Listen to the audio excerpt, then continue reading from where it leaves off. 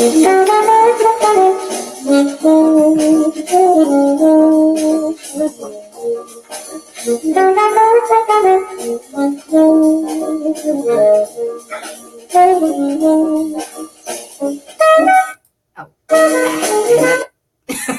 everybody, it's Aunt BB. Today is Sunday, September 23rd, 2018, and I have back once again for the fourth time on my channel, the man who's got Nomadic Everyman now, WillyLoman, churchdog42 channel. So I guess he likes it here if it's the fourth time, or he keeps forgetting. He keeps forgetting how bad it is. I don't know which it is. I block it from my memory. It costs a lot of money every week. I got to go to the psychiatrist and they say, "Okay, get." I can't afford it. How you doing? Good to see you. Thanks for having me. Yeah. Oh, I'm glad you wanted to do this again. We just did it last week. Sunday, yeah. My girlfriend used to say the same thing to me. What's that? What? She said, "I'm glad you wanted to do it again. We just did this last week." I'm like, let's get it over with. I'm not going there. I'm not going there. You can see why she's an ex. Well, we've all got exes, I think. Yeah. So how you doing? I'm fine. It's good. Sunday in glorious Canada. God's country, some people will call it. I've heard that. God's country. White North? Yeah. British Columbia, I think they say God's country. I don't know. Emphasis on British. Yeah. You still have, so the Queen is still a thing up there in Canada, right? She is the head of state, and a lot of people don't realize that. That is a number one question on the citizenship test. Who is the head of state? Most Canadians think it's the Prime Minister. No, he is the head of government. Right. Yeah. It's just a figurehead position, but she still has some power up there, right? Yeah, they have to decide who will form the government whenever there's an election. Officially, the Governor General, the Queen's representative, will meet with depending on how the election result is, decide who will be forming the new government. And each province has a lieutenant governor who is the Queen's representative in each province. Yeah. Is that the same as in United Kingdom or Great Britain? Is that the same process? They got to go to the Queen? Yes. Oh, yeah. Yeah. Yeah. Yep. And Australia. Yeah. Yeah. So. And she's Queen because she was just born, right? She's German. She's German. Well, she was born, and so she's Queen, right? That's why she's Queen. I know. But she married into it. She wasn't by birthright. She was actually, the Queen's actually married into it, correct? You don't have a woman who rises to power. It's got to be a firstborn male.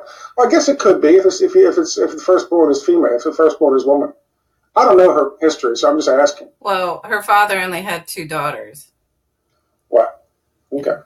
She was born into it, but her father only became king, King George VI.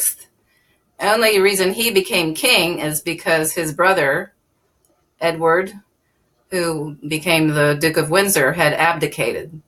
Wow. Yeah, so it was kind of a surprise that her father became king. That's right, because Elizabeth also was first in line, so that's how she became. Yeah, she's the elder. Yeah, right. She had a younger sister. And then Philip. Was Mary younger, or was she? Huh? Was she on the outs because of the religious thing? Was Mary Queen of Scots younger? Or was she on the outs because of the religious thing? That's different. No. You're confusing Mary Tudor with Mary Queen of Scots. Mary Tudor, my fault. Yeah. Yes. Shame on you. I don't give a flying rat's ass about any of them, to be honest with you. I think it's archaic, and it's something tantamount to I don't know. They could be cavemen, behaving this way. Okay, well, here's our supreme leader, and whatever offspring they chuck out of their, genitalia, that's going to be your next supreme leader. And I don't care if they're a psychopath. I don't care if they're a retard. They're going to be and that retard's going to marry another retard who's a leader of this country, and that's going to be a great thing. And we're going to have a huge empire run by retards. So to be honest, I don't care about any of them. That's why I don't. No, I just wanted to. I mean, I know the history. It's interesting, but my joke is that they should just turn Buckingham Palace into a trailer park.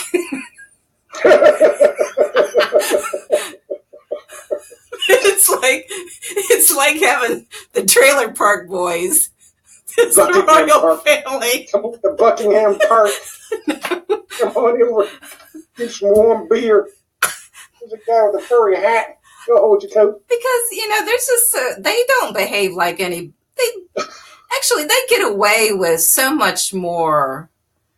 They can do the drugs and do whatever they want. And it's because they're the royal family and they can get away with it. Of course. Yeah. Very privileged, extremely privileged. Yeah. And Philip, his family, there are lots of Nazis in his family. He comes from a Nazi family, for God's sake. Wasn't his father or his uncle or something actually a real Nazi? And wasn't one of them just someone, I forget who it was, dressed up at one of his Harry. Prince Harry. Yeah, Prince Harry dressed as a Nazi. Right, dressed as a Nazi, because that's where this family comes from, right? They're German family, and I remember, so the Duke of Windsor, who was Queen Elizabeth's uncle, he talked about, here. German was the first language that they spoke within the family until recently. They spoke German, and the Duke of Windsor and his wife, who was American, and that's why he abdicated. Well, she was divorced.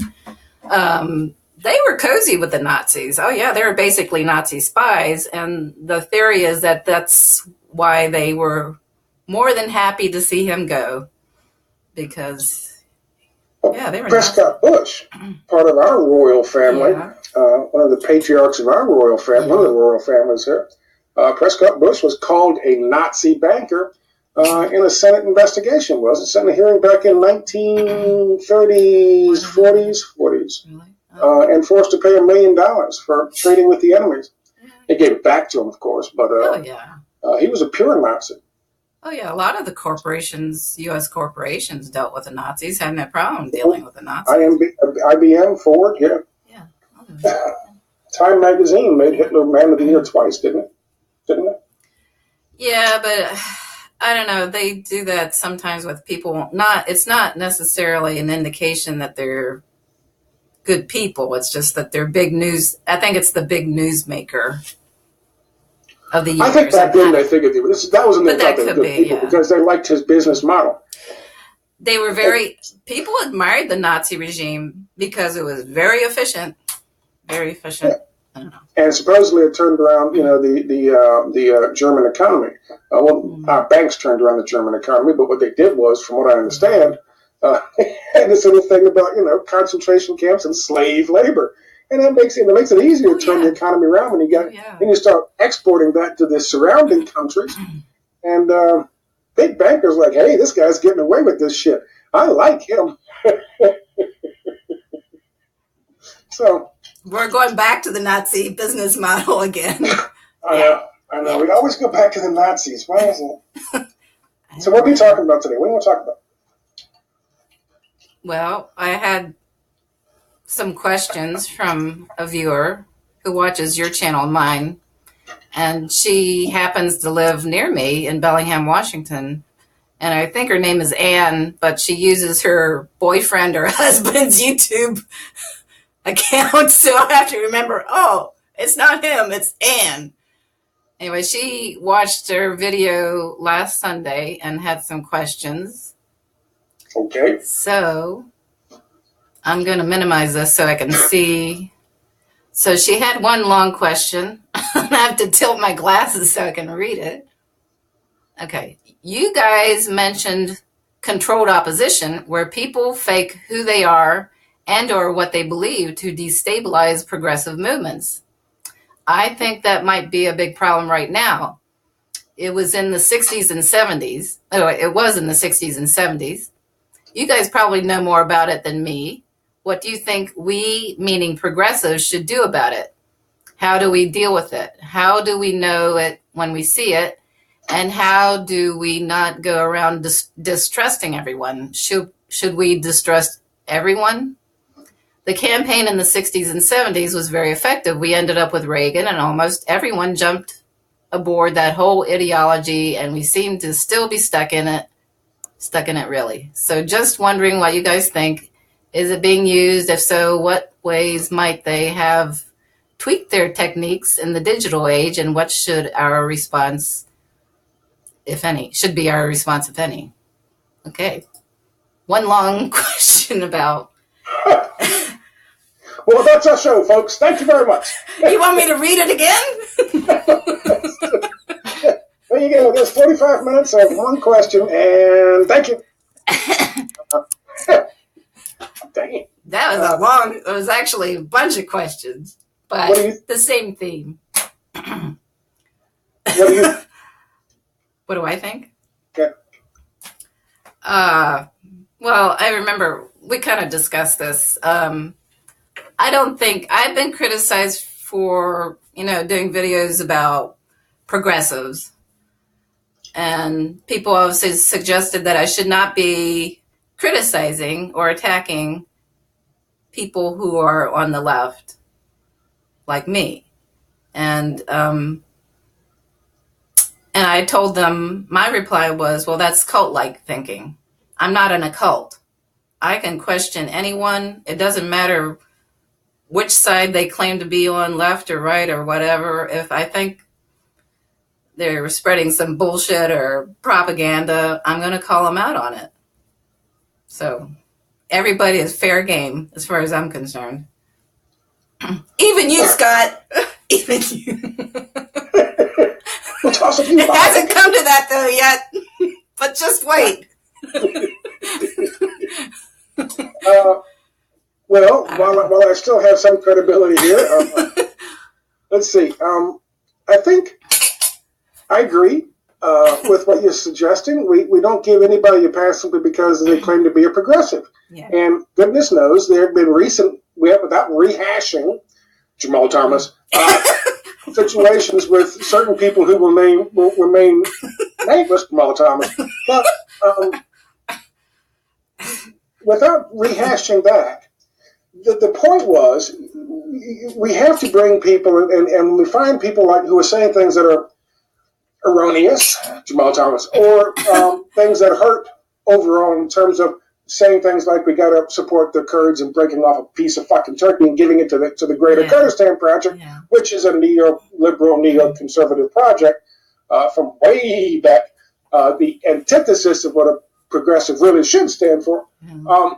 And it's going to involve more war with not just Turkey, but also more war with Syria and more war with Iran and more war with Iraq.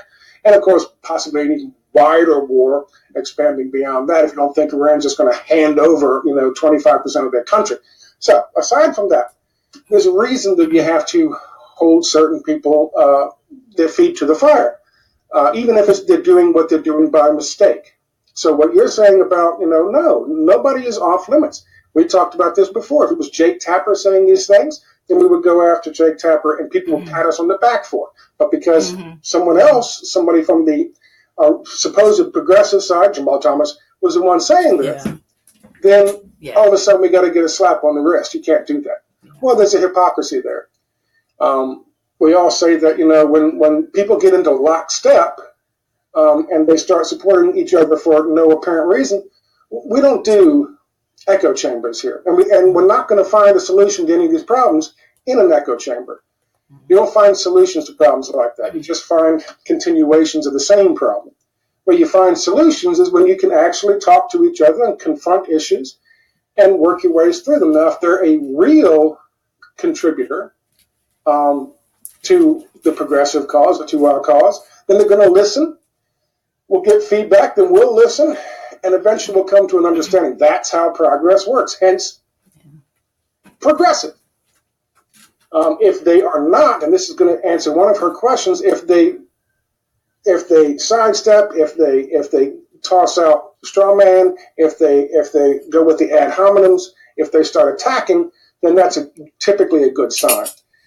It could be that they're worried about their brand, or it could be something much worse.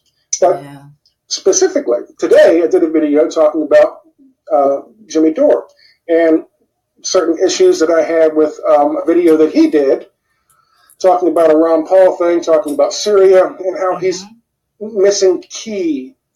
He gets part of the issue, 4 different issues correct, but then he misses that last little part, which is key.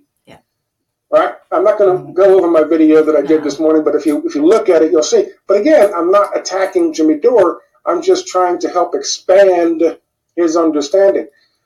But again, the damage that can be done by telling half-truths to each other can end up being irreparable if it goes on long enough. To her, more specifically to her questions, in terms of today, we had cognitive infiltration before. We had COINTELPRO back in the 60s. We had Operation Mockingbird. We still have, obviously, Operation Mockingbird. It's not even an Operation Mockingbird. It's just called fucking media now. They're all in bed with the intelligence agencies. It's just so obvious now. I mean, really obvious since 2016. Really obvious, I think. But to her question, I don't know if Anne, I think that's her name, if Anne has read Cass Sunstein and his work he did on cognitive infiltration. He was an Obama official, and he talked about using cognitive infiltration to actually do it online, to infiltrate movements like conspiracy theorist movements, peace group movements, anti-war movements, anti-corporation movements, anti-globalization movements, to infiltrate them either in person by going to meetings, or to infiltrate them online, to gain their trust, and then to slowly but surely, using various means, bring them back into the fold, bring them back around to the right thinking about certain topics and certain ideas. Listen, and this guy was in the Obama administration. So to answer her question as to whether or not this is still going on and whether or not this is even worse than it was, 100% absolute. Yeah. Sure. Yeah. Oh, yeah, it's worse. I mean, You followed it. I mean, I just suddenly realized in 2016 something weird is going on. It's very recent, but you followed it for quite a while. Yeah. I think they had infiltrated it. When I was doing 9/11 meetups back before I even had my website in 2007, I was doing 9/11 meetups. They had infiltrated that. Yeah. Oh, yeah, I'm sure. Oh, yeah. Wow. I was. People have criticized me for attacking Jamal Thomas and saying I'm being petty. And I said, well, who's the one who called whom a random idiot? I mean, how can you have a dialogue with someone who that's their knee-jerk reaction to criticism, calling someone a random idiot? And I am random idiot number 1. Don't you forget it. That's right. You're number 2. I'm very proud of that. And also, another thing, Jamal, is he's anti-Brexit. Did you realize that? I saw that today. Yeah. I saw something about, he did something about Brexit today. Yeah. So yeah. The more he opens his mouth, the more I understand why YouTube never kicked him off like they did me and some of the others. They allowed him to start monetizing his videos again, to be honest with you. Yes, I told you about that. He announced that YouTube is allowing monetization of his channel again. So he's back.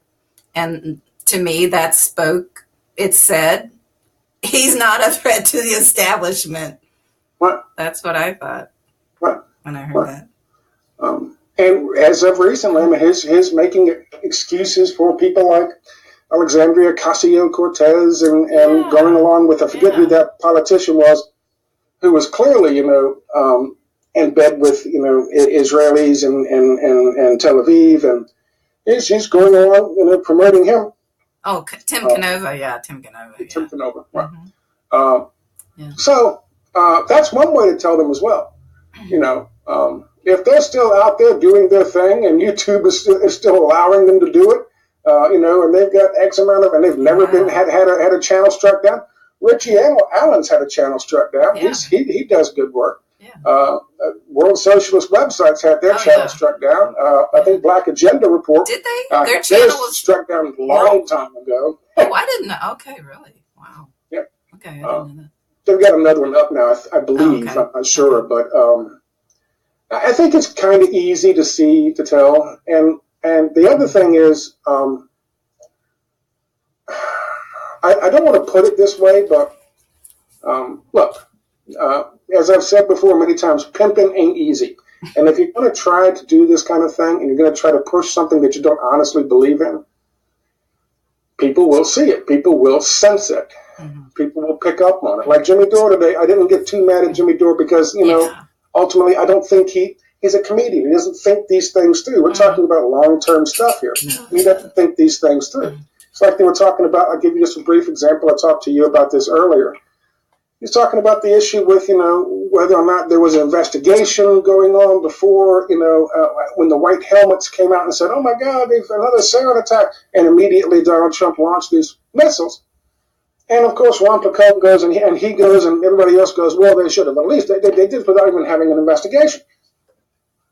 They're not, these are comedians, so there wasn't anything that they said about this. It was traumatic what they said and its effect. Bad for us, not good for us. Mm-hmm. But the comedians, they don't know. And what they don't know is that I don't care if you have a real investigation or if you have a fake investigation like the one they did from the Organization for the Prohibition of Chemical Weapons using the white helmets as the people who provide all the scientific evidence and all the supposedly collected all the samples and brought them to them.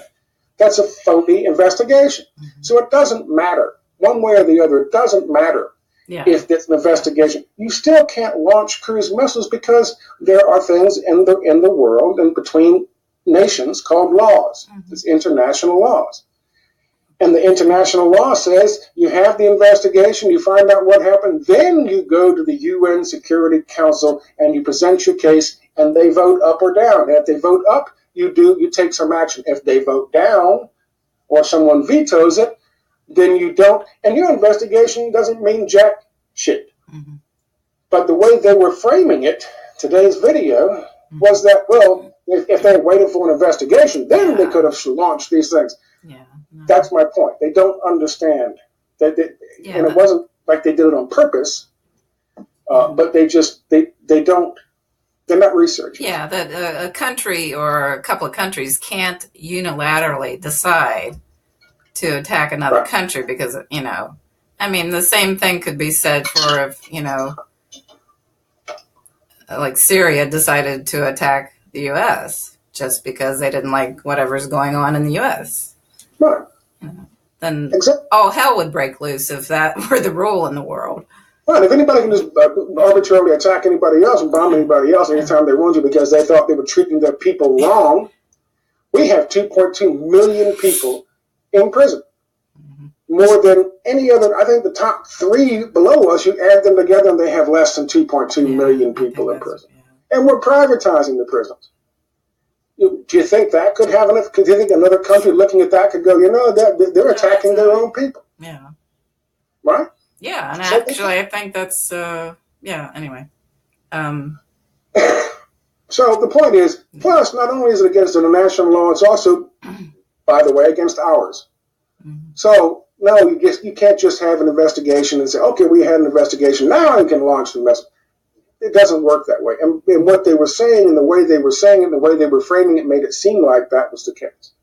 Yeah. And unfortunately, that's disinformation. And you hear that a lot, unfortunately, that rationale. It keeps repeating itself over and over again, and we keep forgetting about international law and our own laws. Mm-hmm. So. Oh, there was one other thing I think I mentioned when we were talking about this. I'm going to the women's anti-war protest or march on the Pentagon next month. And I'm not thrilled with a lot of the people attending, but, sometimes you have to rally around a certain issue and deal with people that you're not really kosher with. Right. And that's just the way it is. Yeah. So, because it's important to get people out and actually in the streets and vocal about war. And I would argue irregular war, opposing irregular war, what you call it, irregular, unconventional war, and regime change, period. I think people should be marching against regime change. Yeah, and they certainly should be. I'll tip my hat on this video as well, if I can, to Medea Benjamin. I've had my issues with CodePink, but what she did the other day was outstanding. Yeah, I love that. So that's kind of like when I go to a Green Party convention in Canada. I'm like Medea Benjamin, or I'm going to try to be like Medea Benjamin. And drag you off the stage. I love that, how they were dragging her off, and she's just... I love that. That was fantastic. And then the people just sitting there like, okay, this is normal. That's all right to drag this woman away. That's crazy. You could tell they hated her. You could tell they hated her. No, God. You really could. She was the only sane one in the room, I would argue. Well, they're sane. Listen, I mean, it's another thing that I got into in this video about Jimmy Dore. People don't understand what's at stake. They talk about, like Jimmy Dore talked about a pipeline and, maybe the dollar. They have no idea. The dollar, the petrodollar is going to fucking collapse. And when it collapses, because China and Russia, why do you think Donald Trump is all China, China, China? Mm-hmm. Why do you think Alex Jones is all China, China, China? Yeah. Even MSNBC and now CNN and all these things on the left are also doing the same thing. The New York Times, the Washington Post, it's all China, China, China. Because, excuse me, I'm sorry. What's going to happen is when they... Is that a hint? No. When they... I'm not that subtle. When they hook up with Russia and they decide to do all their trading on the yuan or the ruble or whatever the hell they use these days... Iran is going to go off of the dollar as well. Listen, I mean, these are major countries and major economies. Ours is the biggest. You combine all of them, who's going to follow? People are going to have to pick a side. Venezuela is certainly going to go off the dollar. Yeah, they've already announced next month they got the Petro, their cryptocurrency that they're, they've announced. And consequently, Pompeo's announced they're going to take actions against. Right, very soon. Yeah. Right. What happened with Saddam was about the dollar. What happened with Libya was about the dollar. Yeah. They created a gold dinar or something that they're going to use all throughout Africa, whatever they're going to do, based on gold. Yeah. That's why he had to go. Yeah. You can't regime change China. You can't regime change Russia. Mm-hmm. You can try with Iran, but good luck with that. You can certainly try with Venezuela, but look, Venezuela has a lot of friends in Latin America. Yeah. And even countries that right now are under neoliberal control and under our thumb, when it comes time to picking a side, they know their people are already opposed to them, the leadership. And if they have, I hate to say this, but Whitey coming down here, wiping out their friends in Venezuela. Yeah, the gringos. The people are going to pick a side, and just through sheer will of survival, their leaders are going to say, we're going to follow their people. Mm-hmm. The point I'm trying to make is this. What's happening in Syria is part of this grand chessboard. And the grand chessboard is not just about oil. It's not just about, it's one country going off the petrodollar. Yeah. It is about ultimately maintaining control of a hub that is unlike anything that's ever existed, and a large, vast group of resources of liquid natural gas and oil in those 4 countries.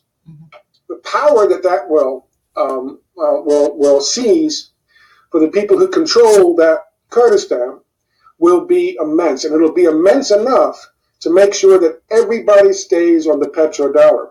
So that conflict, now I've written about this a long time, and so has Penny. That conflict, that's one of those things that they just can't. Remember, in a couple of years ago, it looked like it was over. Yes. Nope, not going to be over. And people say, and he said the same thing today. Well, they're doing it for Israel. They're doing it for this. They're doing it to maintain control of this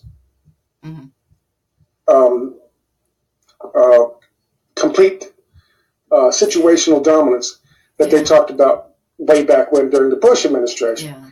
They're doing this in order to maintain the project for the new American century. Because if it fails, and it fails here, when that petrodollar fails, Wall Street's going to fail, and a lot of billionaires are going to fail. So everything's going to change. If they lose this, everything, 9/11 didn't change everything. If they lose this, everything is going to change. There's going to be a new power structure. Oh, yeah. Economy. Yeah. When that happens, it's pretty much, the whole idea of globalization would be pretty much over at that particular time. So that's what's so important about this, Yeah, and the Middle East is very key. Like, I think you were joking about Lawrence of Arabia in one of your videos recently. And actually, I just rewatched Lawrence of Arabia because I love that film. It's a beautiful film, but you have to keep in mind what's really going on. And I talked to your mother yesterday and discussed that Noel Coward, do you know this story? Noel Coward, the British playwright, said that if Peter O'Toole, who played Lawrence of Arabia in the movie, if he had been any prettier, they would have had to call the movie Florence of Arabia.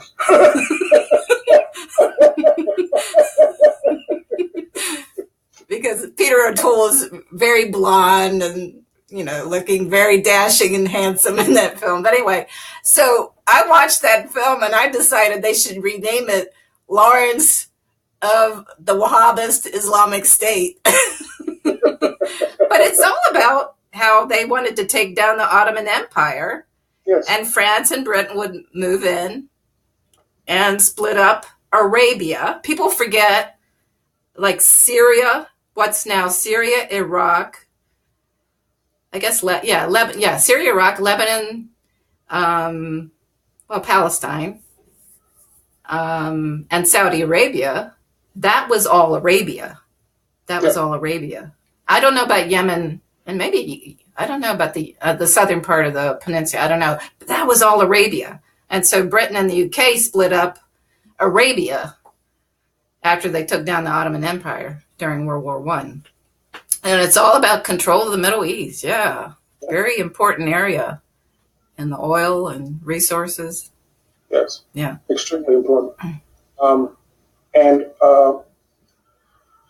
The future of, believe it or not, the future of Syria is going to greatly affect the future of the rest of the fucking humanity, to be honest with you. And it's a small little country that was minding nobody, bothering nobody and minding their own business. And yet they find themselves in the middle of the grand chessboard. One little pawn. Mm-hmm. And you've got kings and queens on both sides poised and ready to go and putting things into position. And then there's that one little country. These people are trapped in the middle of it. But that one little pawn, the guy who runs that one little pawn has said, we are not going to give up 1 square inch in Syria, which means everyone talking about the end, this is, if they can clear up Idlib, that's the end of the conflict in Syria. Bullshit. That's the beginning of it. Because we have 10 bases east of the Euphrates, all around the glorious Kurds and the Syrian Democratic Forces, which are actually more Wahhabists from Saudi Arabia, as a matter of fact, and ISIS, and former ISIS fighters. We've got all those people in what they call Rojava, which would be the western part of Greater Kurdistan, poised, painted yellow on the Syrian conflict map as if it is already given away and taken away from Syria, just like the Golan Heights were.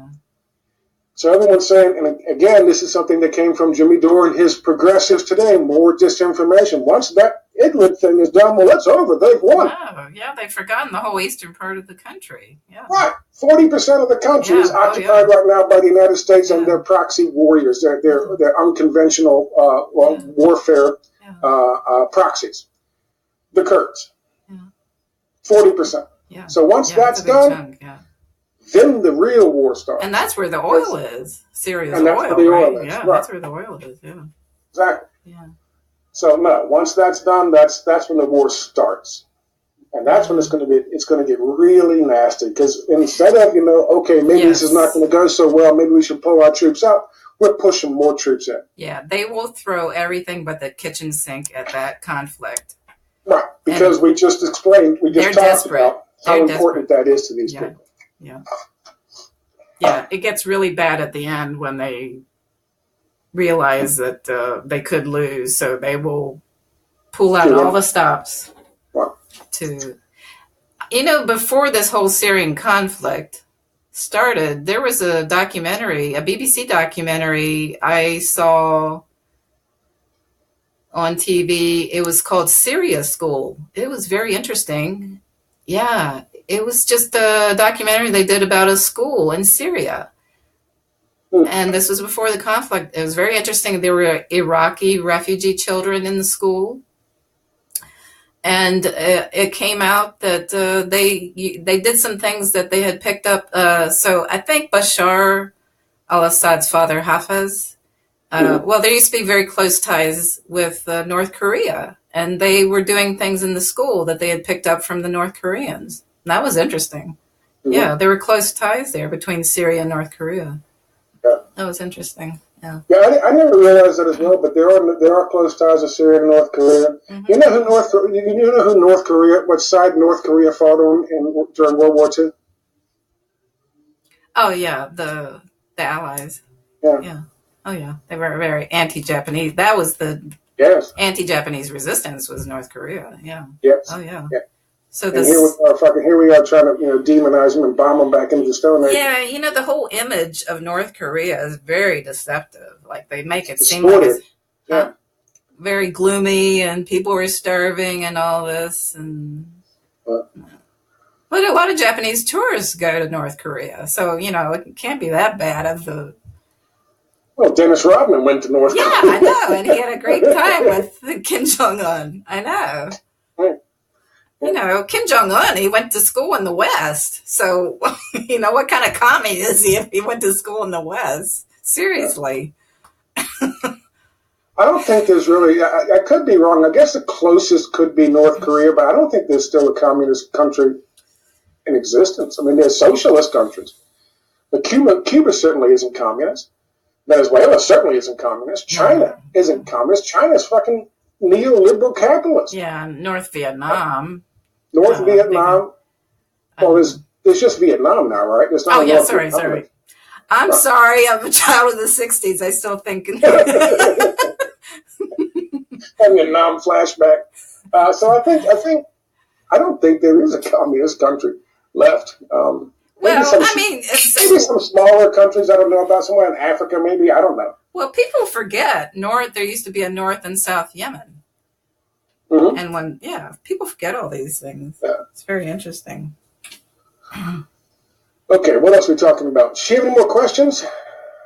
Oh, well, she mentioned another one about the, last week we had talked about, depleted uranium used in Iraq. And so she said, you guys were talking about depleted uranium in weapons and the residual effects on survivors and soldiers. Have you guys heard about the theory that the Oklahoma City bombing was done to destroy Desert Storm soldiers' medical records that had moved to that building? Supposedly the records showed massive effects from whatever chemicals soldiers were exposed to, and could have been a huge lawsuit and embarrassment.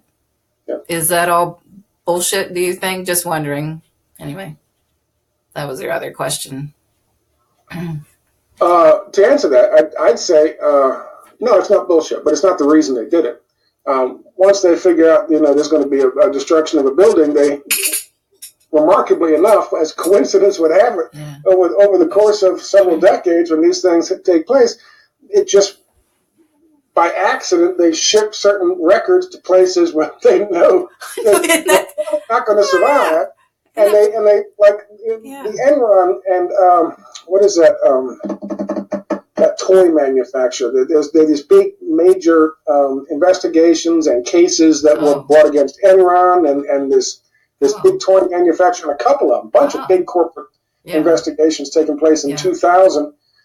And then 2001, they shipped all these records to Building 7 and to Building 5 just before 9/11, as coincidence would have it. And then also, as coincidence would have it, when Donald Rumsfeld on September the 10th mentioned the missing $2.2 trillion, as coincidence would have it, they had just moved because of they strengthened the walls on just those two sections that got hit. Actually, the one section that got hit.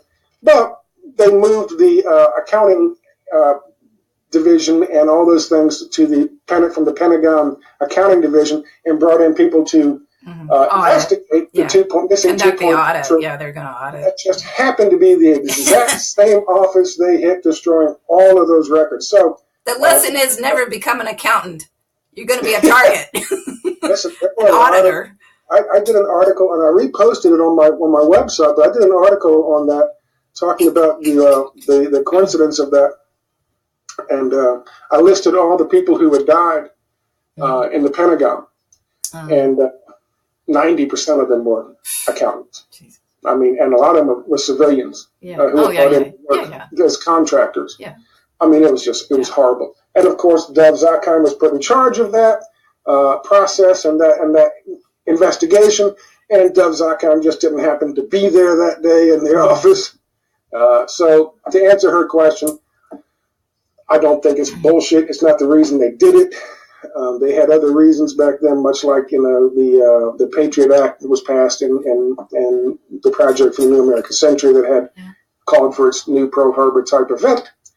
But on 9/11, it was similar circumstances surrounding Oklahoma City. But yeah, I had heard about that, and I believe that's true. Okay.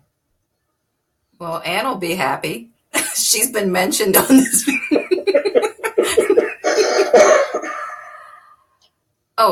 You were talking about Medea Benjamin and her the spectacle that she made. I love that. But anyway, you were I sort of said something like she was the only sane person in the room, and you were talking about something else. It's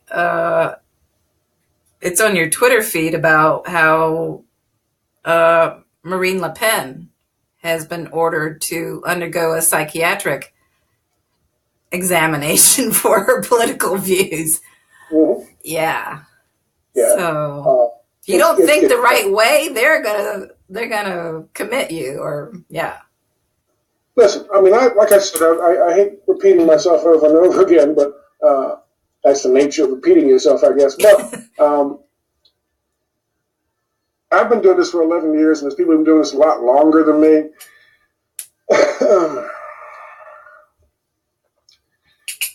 What's happened in France right now is the ruling elites have decided that they have a certain opinion about the sovereignty of France and its borders, and whether it actually has borders and whether it's actually a nation. And Marine Le Pen, whether you like her approach or you don't, whether you like her work or you don't, whether you agree with her opinion about this or you don't, she has a different opinion. She believes that France is still a nation, and France has borders and they should be and laws that should be respected.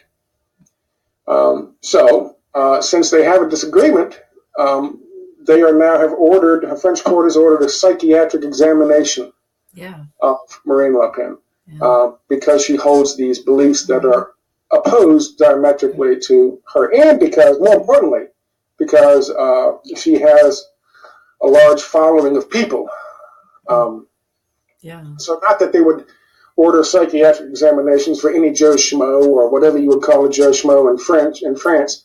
Not that they would order the arrest or psychiatric evaluation of everyone, but certainly those who would be what they would consider quote unquote thought leaders. Yeah. Right. And that is terribly frightening. As a statement, as a thing, Andrew Cheatham on David Icke's website, that's where I got that article from. Or that's where I saw that article, and that's what the tweet references. You should go and take a look at that. I'm going to show your Twitter page because I think I've got. I'll tell you the truth, and I've told a lot of people this. Young people getting started in this, not necessarily young people getting started in this, but people, new people getting involved in this. And sometimes I come off kind of harshly when I talk about this. But, things are heating up, and we've talked about why, and especially Syria and what's at stake there. But,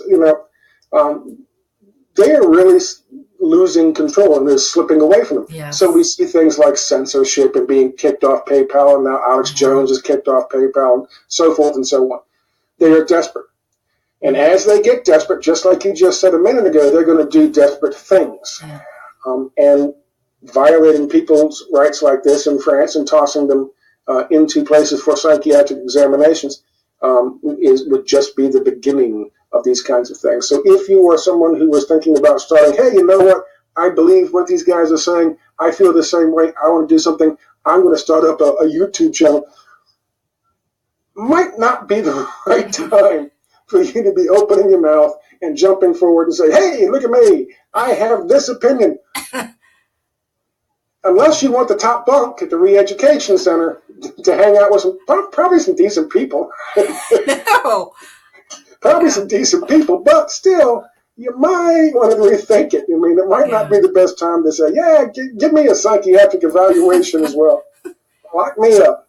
Because this shit's been going on for a while. I mean, back before, YouTube did what they did to me and stuff, I know I was blacklisted, but I was still able to work. I was trying to find work 7 years ago. Yeah. I was already blacklisted. There was a time my website got 1.5 million views per year, and I had 78,000 in a day, and that's not much for, looking at something like InfoWars. But something like a little bullshit WordPress, American Everyman, or WillyLoman.wordpress.com site, that's a lot. So I was already being blacklisted.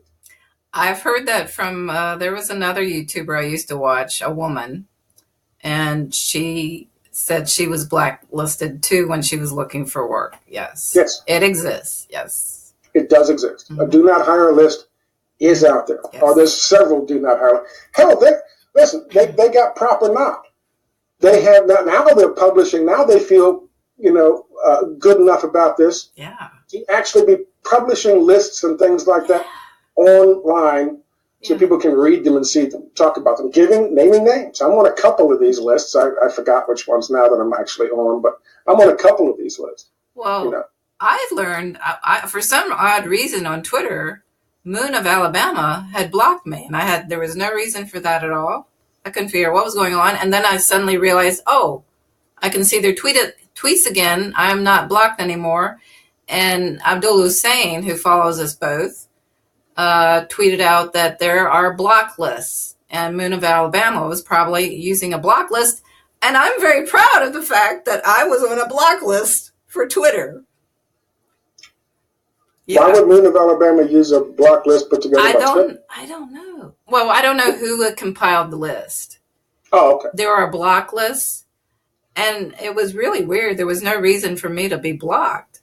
But suddenly I was unblocked, and apparently they will use a block list, but there might be, the caveat is that there might be some innocent people on the block list, and I guess Moon of Alabama suddenly realized I did not deserve to be on their block list. Right. So I was unblocked. I have my issues. I have Moon of Alabama on my blog feed. Yeah. But I have issues. I mean, I take everything they write with a grain of salt and I watch it. Sure. They do some really good work. When I say they, I mean there's supposed to be one person named B doing the whole thing, but there's no way. So, and sometimes B refers to himself as they or us. Okay. So I know it's a collective of somebody. Yeah. Who I don't know. I like Tyler Durden over at Zero Hedge. Know damn well. Yeah. There's a lot of stuff I don't trust about what he has written in the past or what they. Yeah, you got to remember, Zero Hedge is a financial news outlet, so they're going to have a certain slant. I've seen that in some of their pieces. Yeah. But so that was weird. I was on this Moon of Alabama block list. I'd never had any conflict or anything with them, so I didn't understand why I was being blocked. But I'm off the. Yeah. I also discovered on Twitter I'm on some list. Somebody put me on a list of awesome accounts to follow. It was great accounts to follow on Twitter, and that's probably because I'm such a bitch. I just get put on the do not hire lists and let's sue this guy as quickly as we can list, and you get put on the awesome blogs to follow list. That's nice. That's good. No, that's Twitter account. The great Twitter accounts to follow. Jesus. Well, I'm happy for you. I'm not jealous at all. I'm not jealous at all. I'm not. I don't care what you say. I'm not jealous. I'm still random idiot number one, and don't you forget it.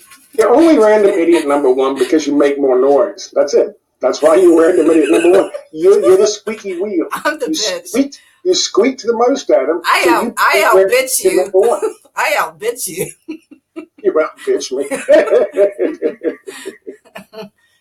You say you took that video down? He finally took that video down when he was calling the Saudi activist. He was actually pointing a finger at the He took it down finally. Yeah, and it was actually I was doing a video, my last video about him. Did he send you a thank you note when he took it down? What's that? Did he send you a thank you note for helping him? No, see, that's what's really disgusting. You know, he calls us random idiots and ends up realizes he fucked up, takes down the video. And he's blocked us, you know. First he follows us suddenly, and then he blocks us, like within 24 hours, I think. I don't think I'm going to lose any sleep over that, so I'm not really worried about being blocked by Joe. I just thought it was so funny. He spent like a whole day, half a day before, and the last thing he did before he got on the airplane was just begging the two of us to come on for 5 minutes on his show and doing all this little childish stuff, trying to shame us on, a double dog dare us to come on. I mean, literally, the half a day when he's supposed to be, him and his wife is supposed to be getting ready to go on an overseas trip, and he's spending all this time. And then I guess he did his show, and as soon as he did his show, he came back and said, I'm going to block you for not doing my show. Yeah, I guess that's why, because also, I see church. I see church. Hi, church. Hi, church. Hey, church. Hi. You want to say hi? He's sleeping. Oh. He's got to go outside. Oh, outside? Yeah. Yeah. All right, so what do we got? Did you want to mention the thing about that study? I think you do. Apparently so. I think this is important because... I have your site up here with the study. It says, major study, drug overdoses over a 38-year period reveal hidden trends. So I will let you say what you want to say about this. It's on your Twitter feed, too, that you tweeted about this. Right. So go to the Big Think website link there. You can show them the Big Think website. If you could click on that video, on that image with the graph, so they can see a large on your site or on the Big Think? On my site, either one. It doesn't. Well, I don't think the Big Think one actually works. So on my site. I clicked on your link, the image, and it brought it up really big, nice and big here. Okay, good. With the map and the graphs. The point is here, they've come to the Science.org magazine has done a big study, and they've just published it. And there's just no way in heck that any kind of random occurrence of of this kind of increase, a steady increase, and this curve. There's a spike. Yeah, it's spiking up. Right. Yeah. There's no way that is over the course of, 36 years, 38 years? Yeah, 36. There's no way. Yeah, there's no way that could be, especially when you look at the fact that it is across multiple drugs. Mm-hmm. This goes from crystal meth. It actually starts with heroin. It goes to cocaine, crystal meth, or crack cocaine, crystal meth, then back to prescription medication, and then, of course, more heroin and fentanyl. There is absolutely no way a graph like that could exist across that time frame with all those different drugs, and it would just be a steady increase like that. That is by design. And then what I added, if you minimize that and you look at what I wrote up here, what I added to that was you take into consideration the fact that we know all the way from Frank Lucas, bringing in heroin from the Golden Triangle via the U.S. Army, all the way up until the white boy Rick story, where this guy was his father, his daddy was an illegal arms dealer who obviously had connections with CIA. Then he starts working at 14 years old for the FBI, and when he gets too old for that, then he just happens to go into selling cocaine. Right? That's in the 80s and the early 90s.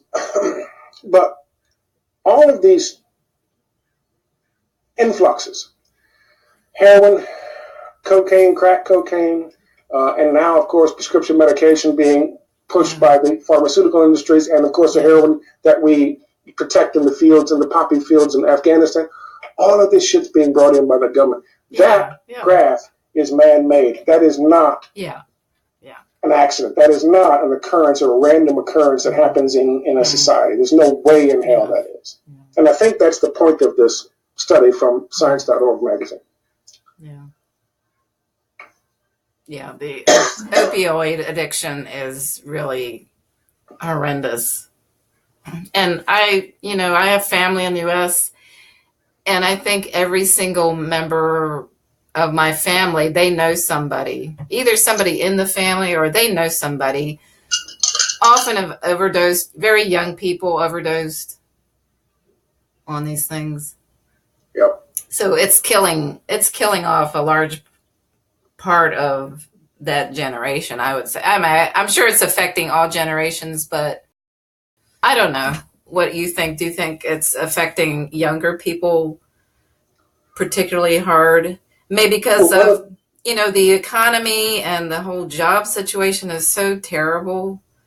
I don't know if it's. But as you can see, the economy and the job situation hasn't been that terrible throughout the entire. And yes, you're saying there's a spike, but that spike is from 2013 upwards or 2016 upwards. But that's not. There are spikes, but that is a curve. That is a it's a curve increase, and there weren't. People will say, it's socioeconomic, Scott. That's mean people don't have jobs and they turn to drugs and so forth. That graph goes beyond that, because there have been spikes and ups and downs in our economy ever. If it doesn't follow the ups and downs of our economy, that is just one straight curve up. But it seems to go from starting more or less from the time Reagan was president. Right? When it started that's part of it. Yeah. That's when neoliberalism was actually started to, when they started to impose neoliberalism on us. Yeah. However, the fact that it's, and the middle graph shows you the age range of people over the course of the same time frame who have died of overdoses. And the last graph on the right shows you the areas. I think more so than just age, I think you're looking at a program designed to get rid of, to keep population control under control. Yes. And rid of superfluous population elements that aren't, in some people's minds, contributing to society. One way you do that is prison. Yeah. The biggest way to do that and put them in prison is the drugs. Mm-hmm. And then, of course, to get rid of them, or to just get them strung out and get them useless. And then, once they're strung out and useless and all they can do is some menial job for the rest of their life, that's fine as well. But that is by design. In my opinion, that is by design. There are other things by design, too. I would argue the weather the weather. People think this is crazy, but yeah, they can control the weather and make things worse. I think to some degree they can, but because they've been caught seeding clouds. Yeah, Vietnam, they did that. Yeah. Right. And the other thing is, you say they did that in Vietnam? They did. Yeah. It was the Operation Popeye, I think is what they called it. Yeah. And the other thing is the mass casualty events. I think that's the way to keep people in fear, under control. Absolutely. Sure. Yeah. All those things.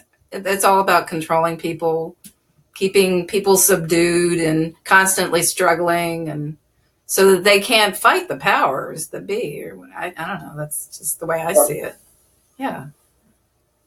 And another element of control is going back to what we started with this video with, talking about what Ann was asking. And that is what's one of the reasons that they're, infiltrating like progressive movements and even political progressive movements like Ocasio-Cortez. And that is to keep people believing in this failed fake democracy that we have, and keep people, believing there's some kind of hope that there's going to be some kind of change from one of their assets. And that way, as long as you're following their Pied Piper, their fake progressive, if a real one were to show up, well, they can easily dismiss them and be done with them because I'm not going to get enough attention because they've already got Ocasio-Cortez. Yeah, so she's going to be the next change president. Remember how people felt in 2008 when Barack Obama actually won, and they were euphoric for the change, and all the change that was going to come? Remember that? Yeah. Well, that's part of social conditioning. That's part of social control. Yeah, and I really, I see a lot of YouTubers or online content creators who were part of Bernie's movement in 2016, which was a big coalition of people. And I'm really disgusted with so many people that I used to follow on YouTube or whatever. And they have gone back into the Dementer, into that, and Jamal's one. He's I sort of see him as Dementer. He's still looking at, Ocasio, she's a progressive. We should get behind her. Tim Canova, he's a progressive. We should get, and that's all Dementer, controlled opposition. Right. And there are others, Nico House and Tim Black, and I get so disgusted. These people should know better. Like, if I can see it, come on. Well, I guess hope is a drug. If they're legitimately doing it because, I think in Jamal, let's be totally honest about Jamal, and then I got to take the church out. Yeah.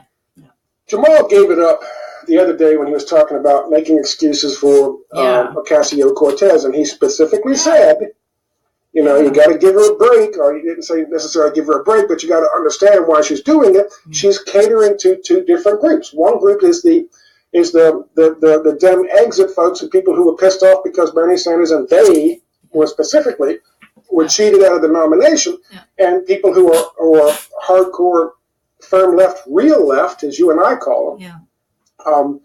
She has to cater to them, and he says she has to cater to the Dems and the centrist Dems and the Nancy Pelosi Dems and the people like Andrew Cuomo when she endorsed him, and then told basically we got to vote blue for no matter who, as he put it, and he was absolutely right. He's like, she's conflicted, but she's got to do it because they're in control, and there are so many more people who buy into that. That if she didn't do it, she would lose support.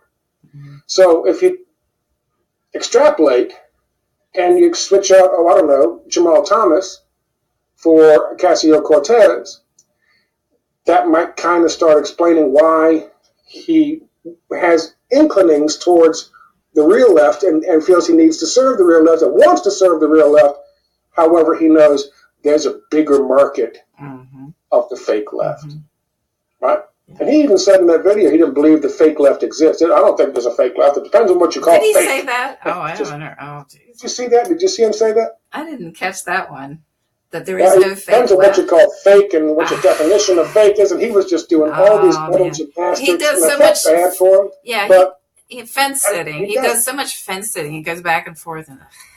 Because he wants to please the big. He's why he's sitting on the fence, right? Yeah. Because he does that with Bernie, too. He's a Bernie apologist too. He does that with Bernie Sanders. Yeah. Anyway, so I know church has to go out, and you're raising your eyebrows, which I've learned that's a signal. Okay, Barb, let's shut it down. Let's move it on. I never could play poker. I tried to play poker, people were watching me, and as soon as I did something, they're like, they all just threw the money at the same time. That's like a friend of mine from college. She said she told me once, you got the perfect poker face. You don't give away anything. I don't have the perfect poker face. Everything. You can read me from a mile away. So okay. Well, I want to thank you again. 4th time. Wow. You must like me. I do. I like doing these. They're fun. Yeah, they are fun. We're just hanging out. Yeah. We're talking. Can I tell them we're talking about doing? What? We'll do a drinking one later. Sometime. Oh yeah, cocktails with Scotty. Cocktails with Scotty. Watch Scott slowly become bitter and angry and a monster. Let's see if Aunt Bibi can drink Scotty under the table. That ain't gonna happen. That's no, I know. What do you drink? What do you drink? Anything? Yeah, I drink, but in moderation, I think. My beverage of choice is hard cider, but not that commercial sweet soda pop stuff. There's a local cider maker, and I have joined their club, so I am a regular. So like moonshine cider, that kind of stuff? It's like French style, real hard cider, and they make different types, and it's not that sweet crap. I hate that. I mean, I like they have a type that's bone dry, and I go for the bone dry because it has no sugar at all that they've added right now. But I like it all. But hard cider, yeah. Okay. Yeah. So we'll do a drinking show next time. Yeah. Not next time. One of these days. We'll do a drinking show one of these days. Drinking show. Stay tuned for the drinking show. Okay. Okay. Thanks, Scott. And I will put a lot of links in the show notes for everybody, because sometimes people ask and I say, just look in the show notes. It's there. So thank you again, Scott. Much. Thank you very much for having me. I really enjoyed doing it. It's fun. I did. Yeah, it's fun. That's good. Okay, that's it, everybody. So thanks for watching, listening, and I'll talk to you again soon. Bye.